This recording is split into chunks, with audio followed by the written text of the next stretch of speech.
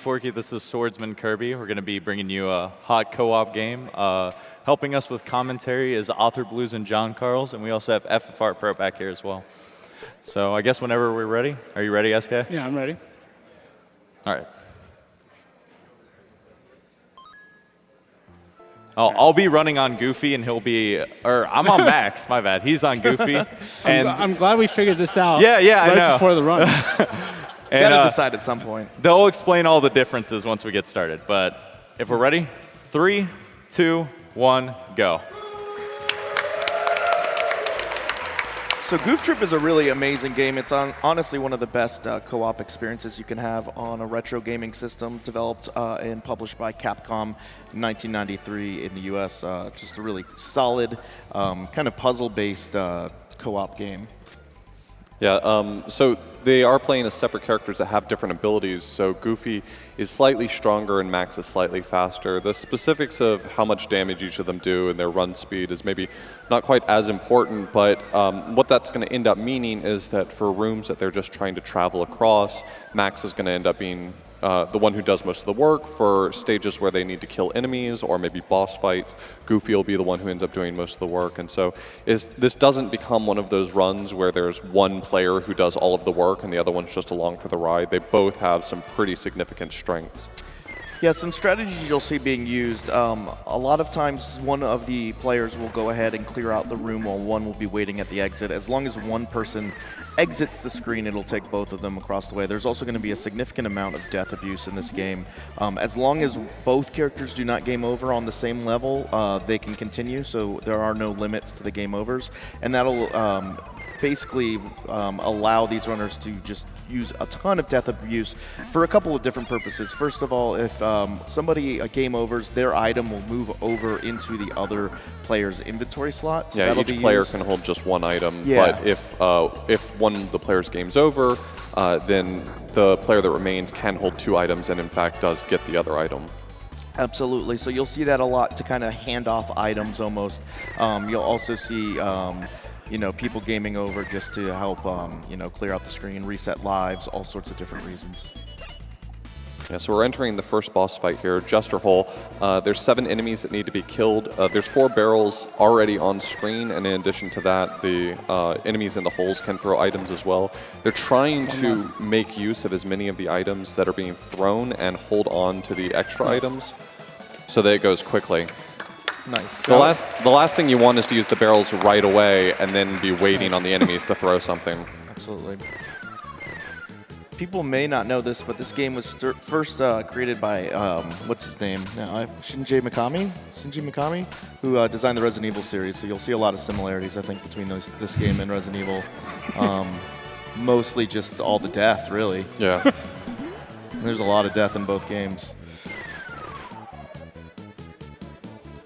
In terms of the exact way that the different strength mechanics work, it's best explained that Max does 4 damage and Goofy does 5 damage, and that little difference might not seem like much, but the way the game's designed, a lot of enemies have exactly 5 damage, meaning Goofy can kill them in 1 hit, whereas Max takes 2 in that situation. So in this case, you can see Max is going to pick up 2 items, and as soon as Goofy spawns, you see that the key moved over to Goofy's hands to split it up.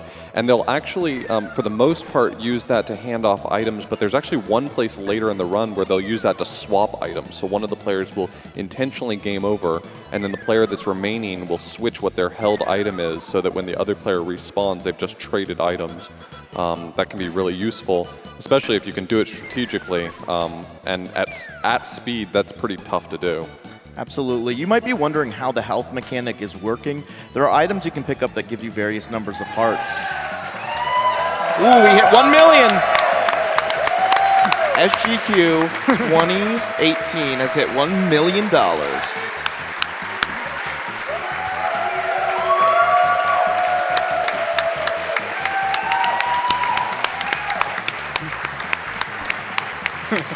That went for you. Yeah, so John was talking about the amount of health here before something happened. Wow. Thanks for interrupting, guys. So you can pick up items to increase your health. You'll notice that Goofy or Max will have 2, 3, 4 hearts of health. It doesn't matter. If you get hit once, you lose all of the hearts. So they're basically a one-hit buffer. But if you get up to, I think, 7, I think once you you can hit hold 7, 6, the 7th one will give you an extra life. So, you know, that's the reason why you might see Goofy or Max get hit with 3 hearts and immediately be down to 0 hearts. It's just kind of a strange design choice. It's kind of like Sonic's rings. Yeah, it's very similar.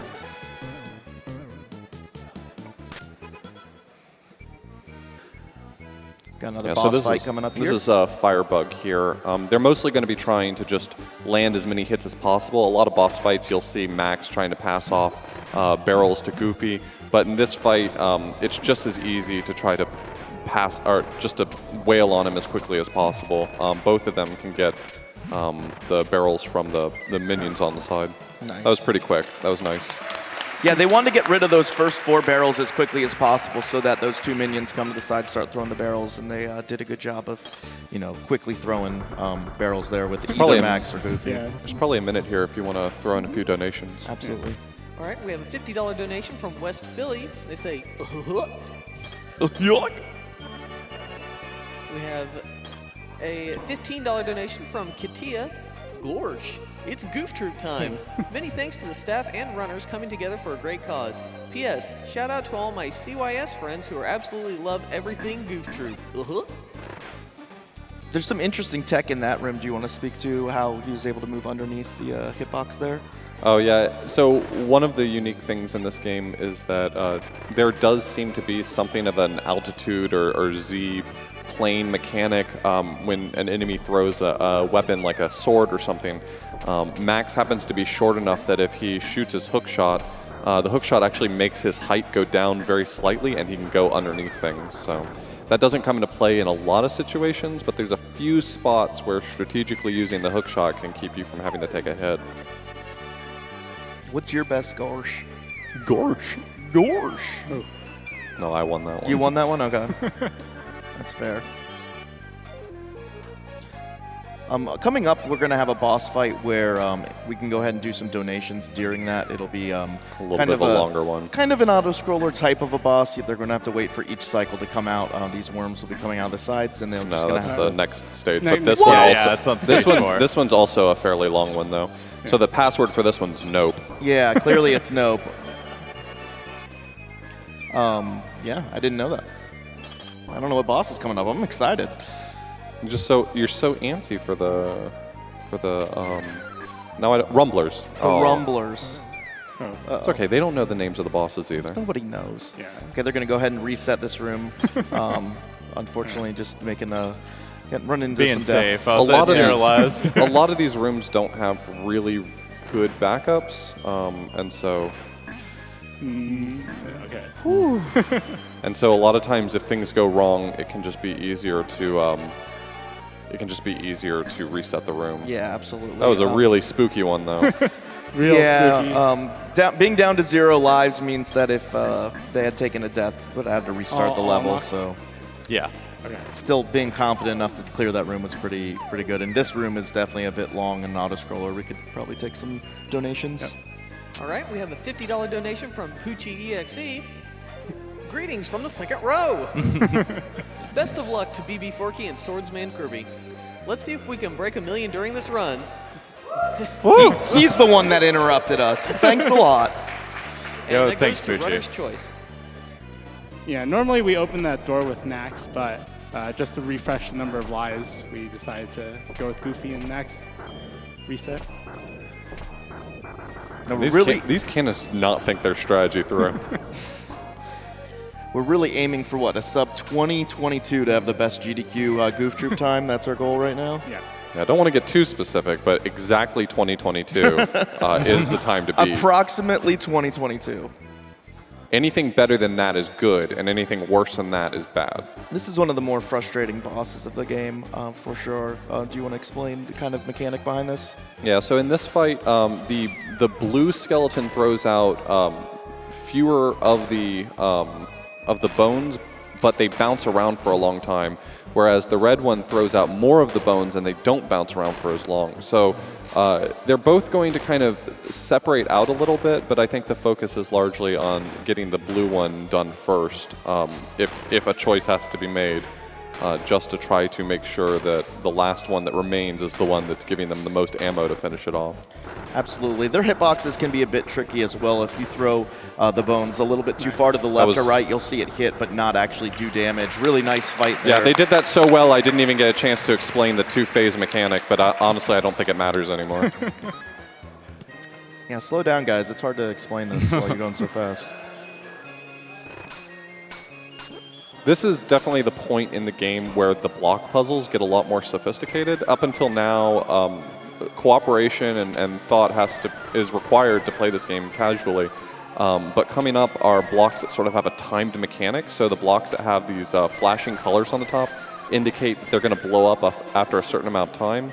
And a lot of times the blocks are required to be stoppers for other blocks. And so once you start the room going, you have a very limited amount of time to execute it. And so playing this game casually, figuring out those puzzles and executing them quickly is pretty challenging. Absolutely. Luckily, now that you have watched this run, you know about the death abuse mechanic, so you don't have to game over in stages. It helped because I knew it when I played it with a friend, but it's tough to figure out these block puzzles. They look a lot easier than they really are. This one's pretty challenging for your first time through. This one involves pushing a lot of stuff around. What you're seeing them do right now is not it's not a shortcut. That is exactly the solution. Yeah. Don't worry, you didn't get any spoilers. You'll forget it.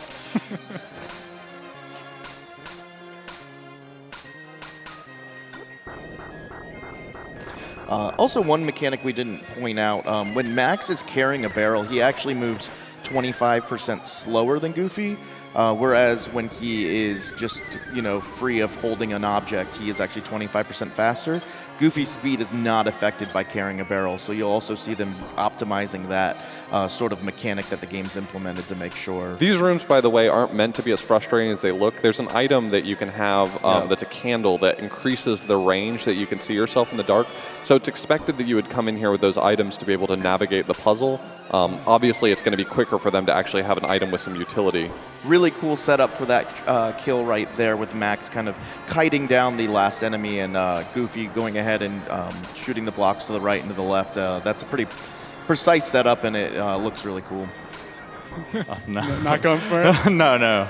Yeah, they were going for a setup there. If they hit the door transition at the same time that the block puzzle finished, they wouldn't have had to wait for the animation that sort of plays to tell you that the room next to you has changed. And here we're heading into the Rumbler boss. The Rumbler boss is pretty easy to explain. Some things are going to fall from the screen and they're going to hit them. Each time they hit them, they lose one body segment. But it's a fairly long boss, so this is actually probably a good time to throw in a handful of donations. All right. Well, Kat donated $2,101. Wow. Ooh.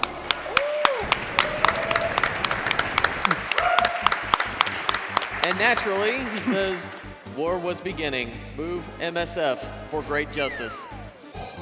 We have a $25 donation from Spooked. It says, hopefully we can get this level 1 Sephiroth incentive. Sorry, Sephiroth initiative. We have a $100 donation from Shoeman Fu. It's been a long day of work, but I'm finally free and just in time for 1 million. Have some of this fresh paycheck. Can I get a 1 million hype? It would make my day. Quinn sends us a $50 donation and says, can't let Kingdom Hearts incentives go unmet. I agree. We still have a long ways to go, so let's keep them coming. Wait, how many did you say? There's 3 cycles left. Okay. We have a $50 donation from the Asian Butler. So sad that I cannot see this event live, but best of luck to all the runners from those of us deployed. All right, we want Goofy to be at 0 lives here. They're trying to set up for refilling their lives in the next level, so. Nice. All right. There we go. So there were lots of little optimizations that were happening there, trying to clear out some of those the debris that fell because they wouldn't spawn until all the debris went away. Things like trying to hit them as early as possible so that they move faster. But what's cool is if you remember back in the 90s, actually, this cartoon was pretty good, but also a movie came out. Do you know what year? We got the shirt on. Actually won the Academy Award for Best Picture 7 years in a row. A lot of people don't know that. So if you get a chance to check out a Goofy movie, or even an extremely Goofy movie, the sequel. This block puzzle should be more challenging, but they did a little sequence break there. Yeah, he was able to kick that one block downwards. The intended solution to that puzzle was not that. We'll get to see it again here. So he's going to actually, Max is going to kick down there and kick that off. He's not supposed to be able to do that, but just the alignment of the stage allows him to very slightly do that. He also needed to get an extra heart so that he could tank one hit to make it through that big mess of enemies. The alternative was to actually have to deal with them, bring them down around the room, and push them off the edge. Here we'll see the first use of the bell mechanic. The bell will allow you to attract enemies to a certain location. You can actually do this room without using the bell, but it's a lot safer and more consistent to use it. And that room is really frustrating casually, getting those enemies to stand in front of the cannons. But these two are professionals. They're literally professional Goof Troop players, so no issue for them. Nice. Very, very important 4-frame trick right here. Each time Max goes through a door transition, if I ring the bell at the right time, it looks like Goofy scratching his butt. Let's see if we can hit it. Don't act like you're not impressed. Oh. Messing it up. Losing my touch. Oh. Unbelievable. There we go. There it goes. Oh, nice. Well played. Got a couple opportunities to do it. Now that you've seen it, you don't know how you ever lived without it. We have a $150 donation from HH4 Hooch. Hey. Shout out to my little brother, Bbforky, in the Goof Troop run. Hope you and SK can manage to avoid hitting each other with those barrel exchanges. Good luck, guys, and don't get wrecked by Pete. Also, let's break 1 million. Yo, thanks, Harold. So he's using the bell here to kite this enemy down to hit that switch for him. This level is full of all the worst puzzles that exist in the game. It really decided to make sure the game stopped being fun, in my opinion. So there's a lot of these kiting things. There's a lot of dark rooms. There's a lot of pretty difficult block puzzles. So kind of all the mechanics of the game coming together a bit tougher. This room, it can be really tight to try and get this hook shot across and then get Max across in time. Really nice job. That was pretty precise. Yeah, it's really hard if you get hit there. The room is set up in a way you do not have the hook shot to stun the enemy anymore, and you really have a difficult time This platform, resetting that room. the switches that are on it are slightly random. There's fairly straightforward setup for making it somewhat fast, but they still have to respond quickly. So making it cross that quickly is pretty impressive. Yeah, they're specifically looking at the bottom left and bottom right tiles and trying to move up and right and all the opportunities that they can. And so if you play that casually, that'll probably take you a considerable amount of time longer than that just was, but great job by them. Oh, sorry. Oh. All right. There we go. I'm going to go back and take a death. Okay. And this next puzzle is actually not possible to solve. Is that correct? Yeah, this puzzle took me way longer than I'm comfortable admitting Yeah. at GDQ. It is a very difficult Look, there's puzzle. 5 blocks, and you think, well, that must be easy. It is not easy. You go do it. On Game FAQs, there are 2 separate guides just for that puzzle alone. I think that's pretty funny. Okay, we're going to the final boss fight. Do you want to explain this? This is the heaviest RNG part of the game. Yeah, so for the final boss fight, they're trying to get Keelhole Pete here to throw out bombs. And as soon as he goes up to the top of the screen and the minions appear, they basically have set up the best possible opportunity. Keelhole Pete won't jump back down until the minions are killed, and so they're just not going to kill the minions. Good RNG starting off here. This is actually a fantastic situation they're in because Keelhole Pete went up almost immediately and summoned the minions almost immediately. Yeah, there's all kinds of other attacks that Keelhaul Pete can do here, and so for them to get that set up is pretty good. Here you see the spread shot attack, but Max continuing to kite the enemies away will keep him up top for the rest of the fight. And the only thing that can really go wrong is Keelhole Pete shooting his gun and killing the minion himself, but aside from that, I mean... Nice. Wow, that was in time. Wait. No, I'm sorry. Time. There. Oh my A God. few more I think seconds. I think that was sub 19 though. Yeah, it was still sub 19. Wow, that is a really good time. Good job. Congratulations. As per our 18. previous description, too, that makes it a good run. That might be our best Pete fight, actually. Yeah, that was absolutely. insane. And here we find out that all along it wasn't the Pete that we were fighting, it was Keelhaul Pete. And we've now rescued Pete and his son. Yeah, we didn't explain the story because Why? yeah. It's basically Resident Evil. Did anyone miss the story? But yeah, that's about it. I want to thank John and Author for commentating. And yeah, thanks for watching, everybody. Dude, give them a hand. That is almost, what, a minute and a half better than the best Goof Troop run at GDQ. So give them some applause. That was a really good run.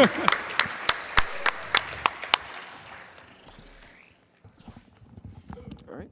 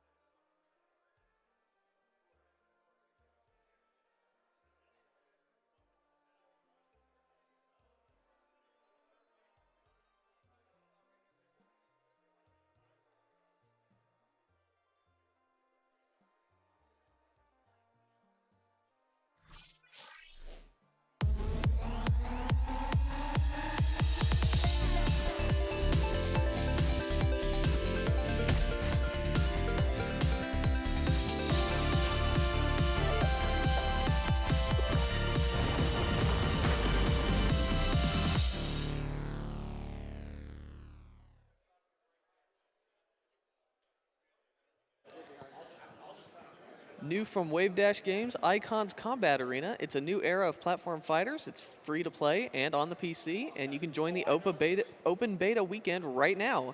You can get your Steam key at beta.icons.gg.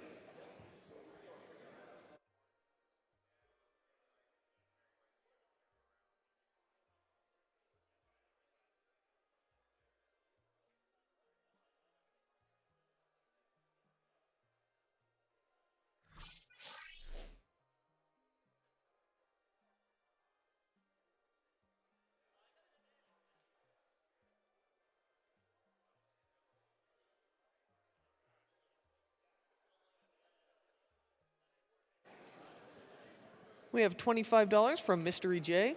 Loving the Goof Troop run. Really looking forward to seeing the Kingdom Hearts 1.5 run. Put this towards a great Moana sing-along. We have a $25 donation from Luminous. Great game. What is Goofy again?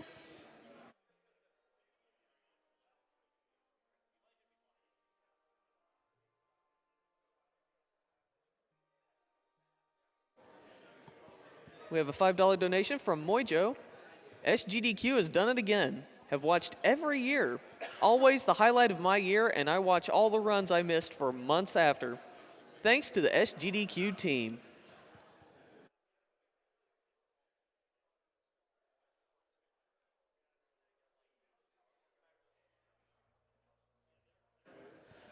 We have a $25 donation from Warbringer. Hitting 1 million is an awesome feat. Great job to all the runners, couch commentary, announcers, and everyone putting this awesome event together.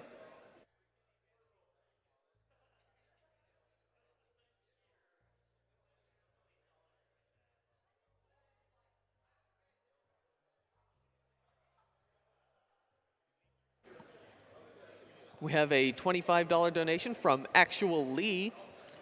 Special shout out to Prize Man for his tireless efforts this year. I know now, without a doubt, that Kingdom Hearts is prizes! Donation goes to Author Blue's choice.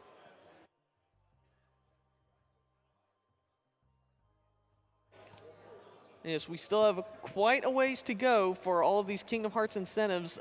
Don't forget that for the Oathkeeper glitch to really screw with one of the cutscenes in the game.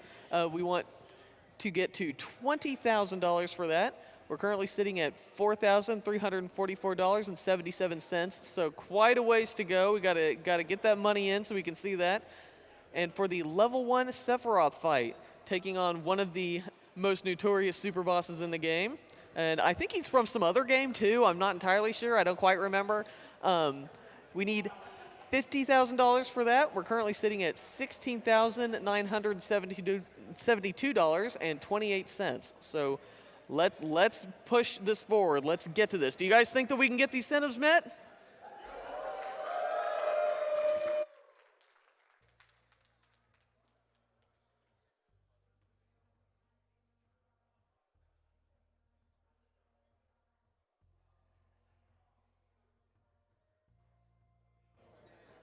We have a $25 donation from Seriously Surly.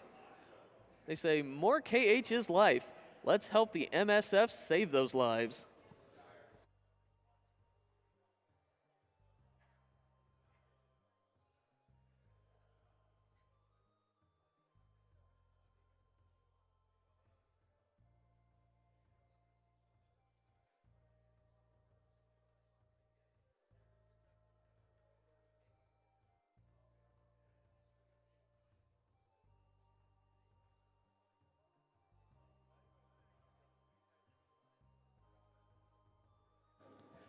We have an anonymous $25 donation for Mulan's honor. Please, please, reflection, come through. I'd sing that, but I can't sing.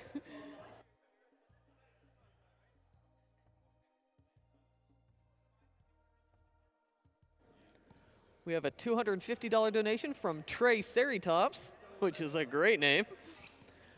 Been watching for years, and I am glad to be able to contribute. Let's get to 1 mil.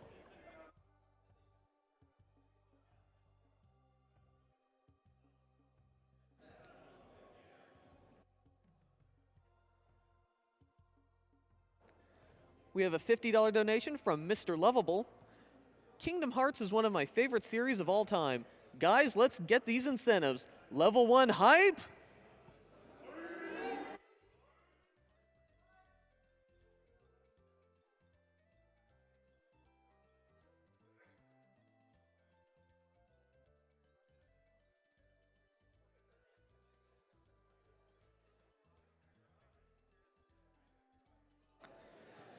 We have a $25 donation from Elivrio. Hello there. It's my first time donating to GDQ, but I hope it won't be the last. Speaking of which, I will give another $25 if my pseudonym is not misread, and I will give another $50 if someone can explain the story of Kingdom Hearts within 2 minutes.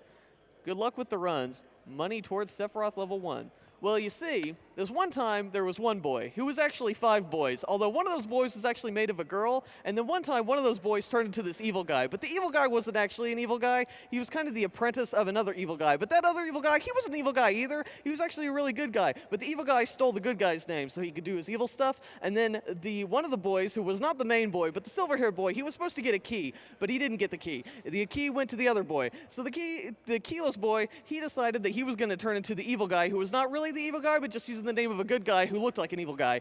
Anyway, it turns out that when you lose your heart, you become a nobody, or you become a heartless. Are you heartless or a nobody? It's the same thing, really. So you become a heartless, right? So you become a little creature, and you're running around, you're having fun, you got dot eyes and a bitey mouth and stuff like that. But really, your body takes over, and it becomes an evil thing. And I think that's the story to Kingdom Hearts. Also, Disney's in there somewhere. I forget. I don't know. Something about Mickey Mouse.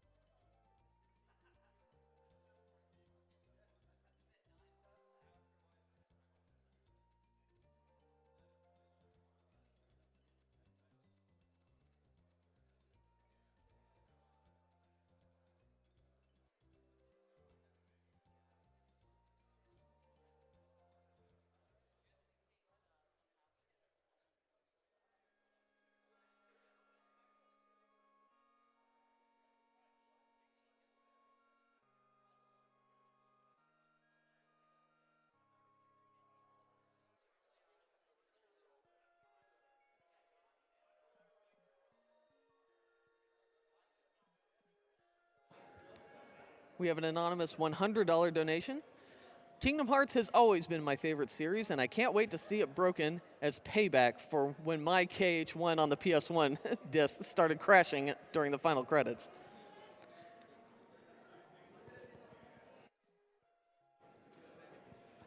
And with that, let's go to our interview with our Goof Troop runners with Sumi, swordsmankirby, and Bbforky.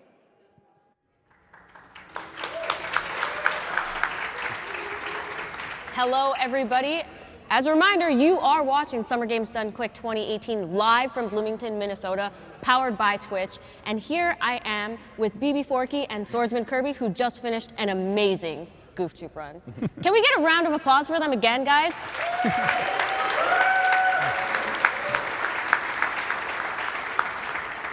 So, that really was an awesome run. And to see, you know, a co-op run is always, it has a special place in my heart. How do you guys feel about that run? I'd say overall, we had a couple spots that did waste a little bit of time, but an 18 is more than we can ask for, and it was definitely the run we wanted. Yeah, I thought overall we played really well. Just a few slip-ups in a few places, but overall the run went way better than we imagined it to. Yeah. Awesome. So how do you guys practice for these runs? So I first started playing Goof Troop solo, and he kind of tagged along later. And we met up at one of the previous GDQs, and we thought, hey, let's try this co-op. And then once we got it accepted for this marathon, we did a lot of net play, which wasn't the best with the input lag and stuff, but it seemed like it translated well, considering we PB'd 6 times this week. Yeah. Wow, Yeah, that is amazing. We've like throughout this week so far during this event, we've been practicing this game quite a bit. That's awesome. I mean, the estimate for the game was 24 minutes. You guys came in at just a little bit over 18 minutes. I guess you guys could say that you guys were troopers.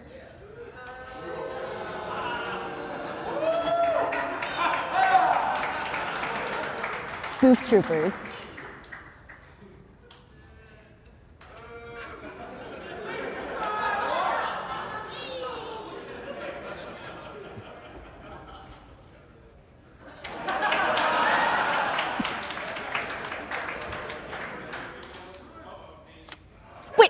Are you serious right now? Yeah, get off here. What do you think that was? Are you serious? What? Do you know how many memes are on the street? That's a garbage meme. Are you kidding me right now? This is not even a red card. That's literally a pink card. It's good enough, whatever. Get off of my pitch.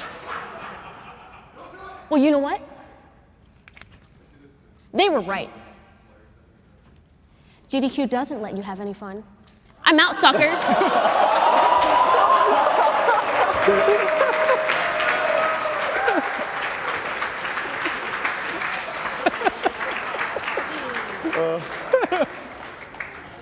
All right. Well, gentlemen, let's go to some social media questions. So right now we have from Karaoke. It says, at Bbforky, what would you want to see in the game if a Goof Troop remastered was made? Oh, that's a good question. I would love to see something like this remastered. Obviously, it's a shorter game than today's standards, but if they remixed some of the levels and just added a lot more levels, I think it would be fine by me. Keep a lot of the similar mechanics. Same question for you, SK. Yeah, I think like more of these puzzles. I really like the puzzle aspect of it. Yeah, as Forky said, like more levels, a longer game would be really, really nice. For sure. We're going to go to the next question from @2shy. It says, Bbforky, would you rather have Goofy for a father or Max for a son? Well, since I got my co-op partner here, I gotta say I'd rather have Goofy for a father. But to be honest, based off of the movie, Goofy is a lot more responsible than Max, running around skateboarding and whatnot all the time. What about you, SK? I think I'm gonna go with Max for a son. All the love, dude. That's very sweet. The two of you are precious. All right, and we'll go for one more question from Mr. Shasta. This one's addressed at both of you. And it says, what is your favorite Kirby game and why is it Goof Troop? You know, I think of Goof Troop as like a sequel to Link to the Past. So it's my favorite Zelda game for sure. Yeah, the similarities were very apparent. Yeah, and it transitions right into Resident Evil as well, so that works out pretty well. And your favorite Kirby game and the fact that it's Goof? Of course. I mean, it all relates to each other, so. Yeah, that makes total sense. I agree. We'll go for one more quick one, and that is from @CatNerdy, and it says, how many times have you seen a Goofy movie? Well, probably too many to count. I can't say we saw it last night before the run. I probably watched it another time this past month too. So Yeah, I don't know. Let's say like 15 probably. I've seen it. I think 3 times. 3? Yeah.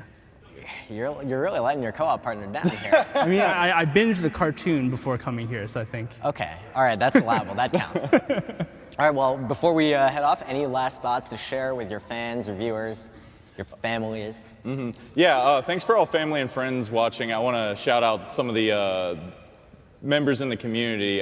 Cypher and Blecky have done a lot of work for this game, and they were kind of the pioneers and still have the co-op record to this day. So shout outs to them. Some other names, Layhawk, Yagamoth, Jai Motion, Kiana Sleeves, and everyone else in the community. You guys have done a lot for us. Yeah, I just want to thank GDQ for accepting this run, and thanks to Forky for introducing me to this game originally. Well, thank you, gentlemen, for joining us. It was a great pleasure to be joined. Bbforky, swordsmankirby, thank you again. And I'm very sorry that you had to see the thing just a moment ago. Don't worry too much about that. But for now, we're going to throw to Cent for some prizes. Let's hear more about those. Thank you. Thank you very much, Voolajin, valued interim interviewer. My name is Cent, but people around here know me as Prize Man. Ladies and gentlemen, we have an absolutely wonderful lineup of runs for you tonight. And along with that, we have an absolutely wonderful lineup of prizes. Prizes that it's my job to save you from not knowing about. First up, everybody, we have this absolutely lovely Solare of Astoria Perler by our good friend Cake. He's actually at the venue. We played some board games yesterday. I love this thing. It's beautiful, and it asks the important question, dost thou even praise? Very important indeed. This is a $10 minimum donation from now until the end of Task Block tonight. As a reminder, all the prizes we'll be showing off are going until the end of Task Block tonight, so plenty of time to get those donations in. Next up here, we have a set of not 1, but 6 lovely Divinity Original Sin 2 embroideries depicting each of the main characters. These come to us by way of Threadmancer Embroidery, and it's a $15 minimum donation for the set. These things just came out absolutely beautifully. I'm such a huge fan of how they came out. Unfortunately, we won't be able to showcase that Divinity Original Sin run, but this prize is still available, and I mean, you really should get in a donation for it. It's absolutely beautiful. There we go. Just a couple more.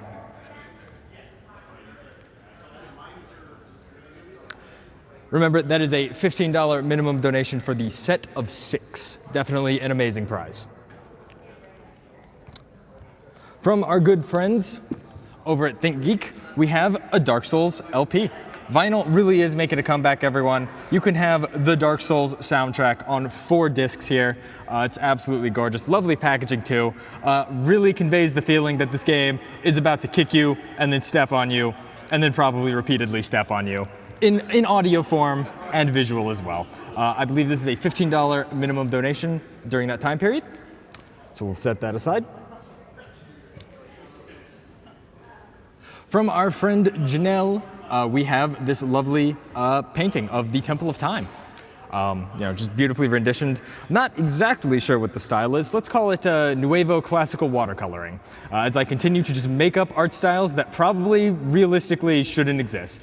Doesn't matter, the painting is absolutely beautiful, and it is a $15 minimum donation from now until the end of Task Block. Now, from our good friends and sponsor, Fangamer, we have a little collection of books for you guys. Of course, with these books, you're going to need a nice little bookmark, so we have the Legends of Localization bookmark. And you're going to be able to use that bookmark on not 1, not 2, but their entire collection of Legends of Localization books, including This Be Book, Bad Translation, Video Games. A wonderful book detailing all of the just terrible, terrible translation and localization mishaps in classic games, such as somebody set us up the bomb and all your base are now belong to us. Zeroing, I don't know what happened, they don't know what happened, nobody needs to know what happened. In the same vein, we also have press start to translate. As someone who really enjoys JRPGs myself, I've often wondered, so why can't you just put the text in, a translation engine, press translate, slap it in the game, and call it a day? Well, this is a book where they did exactly that, and some of the results are absolutely terrible. Such as, Poromu, the enema is saying that you should not wear a basketball. I would agree with that. You should probably not wear the basketball. We have Help, I'm Stuck in a Video Game, a wonderful child's book depicting what it would be like to be stuck in a video game. Apparently the isekai genre transcends all formats now. Pick it up today. We have Legends of Localization Volume 2. This is by Heidi and Clyde Mandolin and their extensive research into the localization of Earthbound and the Earthbound series, and it's an absolutely wonderful read. It comes with this handy-dandy little passport here to give you more of an insight onto Japanese language, if you're not already very familiar, as well as Legends of Localization 1, which is a very similar idea with the Legend of Zelda series, especially the original Legend of Zelda, which had some pretty interesting translation woes. And guys, that's almost going to do it for our prizes here, but I have one more thing, and I'm not quite sure I can get it. It's a pretty big prize. Chompy, can you give me a hand here? Oh, all right. Well, Chompy apparently wasn't strong enough. It looks like I'm going to need more power to do this. And I have the power.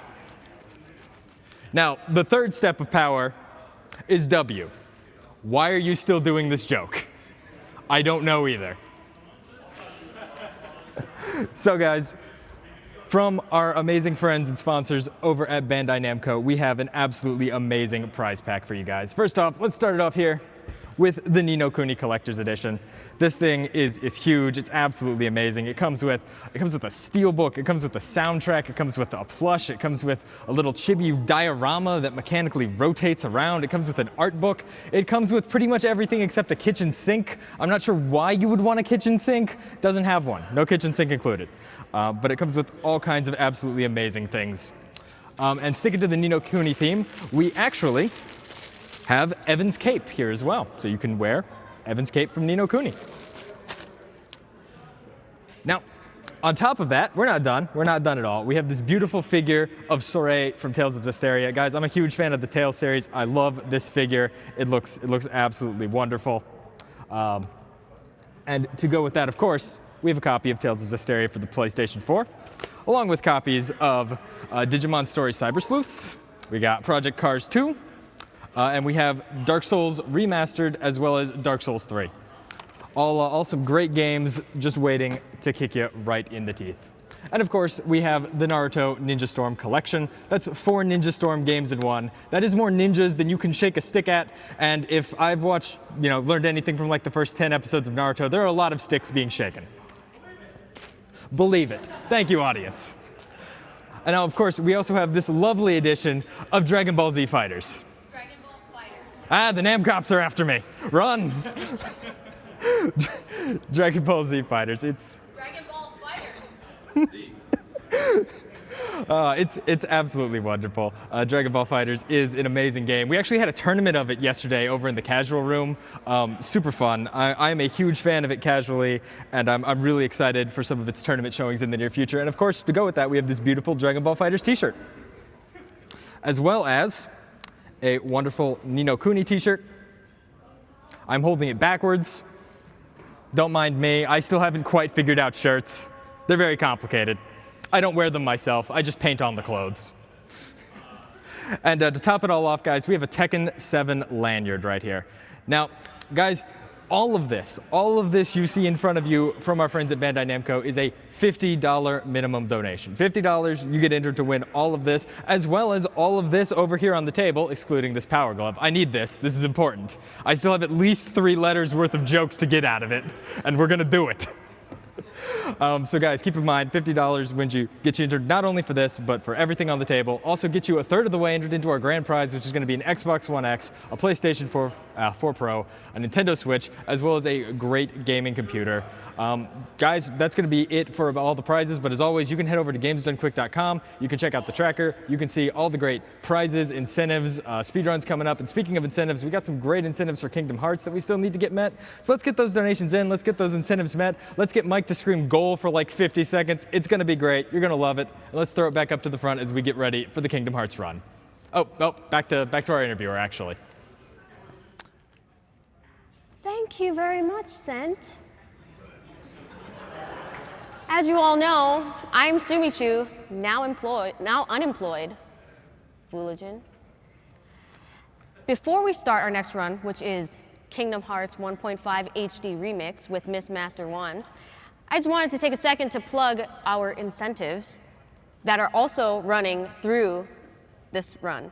So until the end of the Kingdom Hearts run, you can do the Oathkeeper glitch cutscene, which is a $20,000 incentive, as well as the level 1 Sephiroth fight for $50,000. So get those donations in. It is open until the end of the run. And until the first Gummy Ship scene, you can vote for the Disney sing-along. Donate for your favorite songs to be sung. So with that, we're going to throw it back to the front with our host, Sakura Tsubasa. Take it away.